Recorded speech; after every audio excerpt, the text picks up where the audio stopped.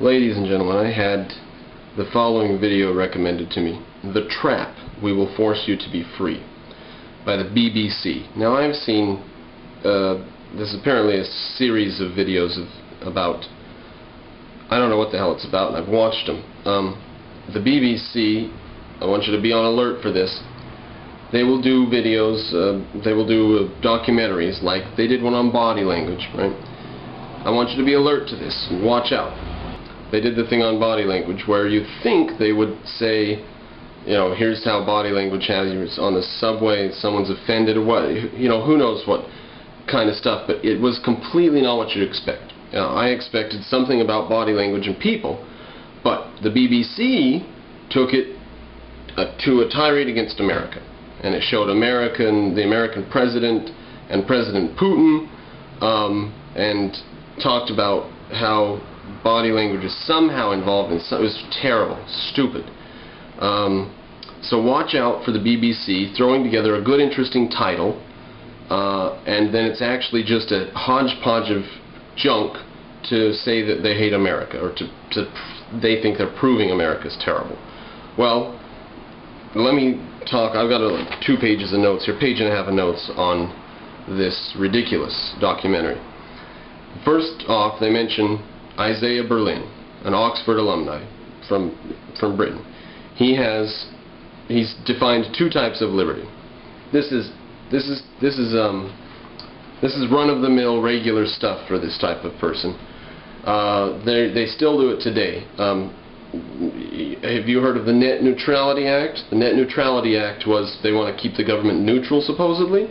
Well, if you open it up on the second page or whatever, it's very quickly obvious that the Net Neutrality Act is not net neutral. It is to establish taxation and government controls over the net, and so the government can milk money out of the internet. Billions of dollars probably a year would come from them having control like that. And that was called the Net Neutrality Act. Well, people who are shady will make up things that are ridiculous. So there's 2 types of liberty. There's positive liberty and there's negative liberty. Now if I just walk up to somebody on the street and say, do you like positive liberty or negative liberty?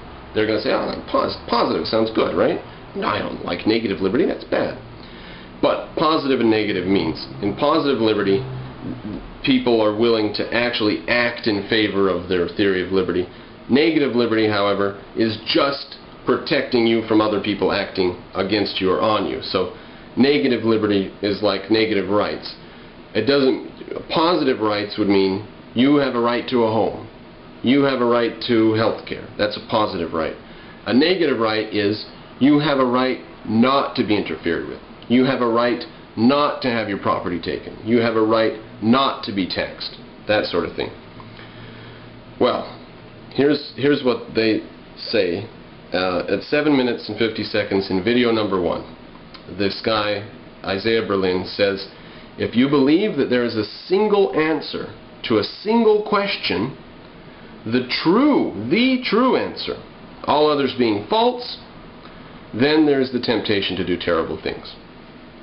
Okay, right there, I mean, the flags should have gone up when you saw that it was by the BBC, but if not, the flags need to go up right there. They're saying that people who believe that they know something for certain are likely to do terrible things, or there's the possibility that they'll do terrible things. Now, it's just a really stupid statement. He believes that that is the one true answer to this situation, and he will probably do terrible things in order to defend this, like, for example, attack actual cases of liberty, attack freedom, attack rationality and reason, write books that are horrible. I don't know any books he wrote, but I'll bet he was no good. From the stuff he says here in this video, obviously he's no good. Just the fact of believing you're right means there's the possibility you'll do terrible things. Therefore, we should avoid that. We should avoid being correct about stuff or believing that we're correct. That's what they want, is eternal skepticism. Never believe you got the entire idea and the right answer, because you might be a bad guy after that, right? Because you might not have the right answer. So, his response to this corrupt idea of the corrupt idea of positive liberty. His response is negative liberty. The freedom of all individuals to do what they want and nothing more. Including not hurt other individuals, because those individuals have the right to do what they want and nothing more. Does he believe this? Does he believe that that is the true answer and that all other answers are false? It seems he does. He must have his head on backwards. From 2 minutes to 3 minutes, they assert that positive liberty is has enjoyed a massive resurgence after World War II, and that the believers in negative liberty, remember these are people who were certain of their view, they responded with, quote, "a strange and mutant idea." It's at 3 minutes and 2 seconds in video number 2. A strange and mutant idea. Now here's the thesis of the film. Yes, it took 13 minutes for them to get to their thesis. Yes, if they have a thesis, this hodgepodge of nonsense. But their thesis is that they would use violent and revolutionary techniques to create a world of negative freedom, negative liberty. Full stop. What is so strange and mutant about that? I don't get it. We used violence and revolutionary techniques to establish the goddamn country to begin with. So what's so strange and mutant that we would then use the same tactics to prevent slavery and communism and whatnot from happening around the world? Why is that such a strange and mutant idea? So this is just, the BBC will say a bunch of shit that if you're listening, you'll be like, that's interesting. Historical evidence for this, that, or the other. And then a completely unrelated statement, they'll say things like, this strange and mutant idea, and they'll use emotive words, emotional words, words that bring with them value assumptions and lots of baggage. They'll use those words unjustifiably. I mean, what the hell? That's not a strange and mutant idea. It seems like it was an idea that was over 150 years old at the end of World War II. The BBC for you. Alright, so the video's basic thesis is America committed itself to defending liberty by using physical force. And that's why the title is We Will Force You to Be Free. And then somehow this is awry from what's correct and moral. It's off the tracks. It's not correct and moral. And then America goes awry trying to practice this evil doctrine of using physical force to make people free.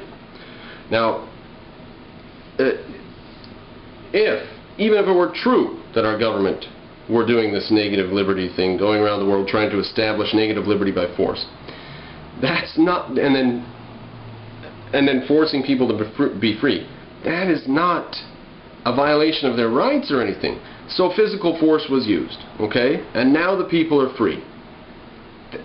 How can you say their rights have been violated? For example, the people of Germany and Japan and South Korea. How have their rights been violated by us giving them a free society? We went in and said, we won't have any more of this shit. Here's your constitution. Have a nice day. How did we violate their rights? So what if we are forcing them to be free?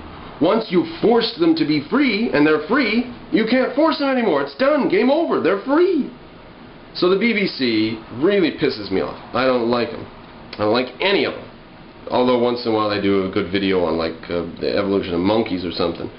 But you have to watch out there too. And archaeology and the history of mankind before writing and stuff. Watch out for the stuff they do on that too. They'll always interview some French guy who says, back in this time everybody was equal. That's a German accent. I don't know what I'm doing with that, but they'll say everybody was equal and there was no discrimination between men and women in these villages, and there was no show of wealth or anything. It was like a little Marxist utopia. And they'll just do this with a straight face and go on as if nothing strange has just happened and stupid things been said. So watch out for anything and everything the BBC produces, particularly if it's about anything from the year 1800 forward, because if it's about that, then it's probably just a tirade against America. Now, assuming this project were on the rails, assuming it's being carried forward by our government, we would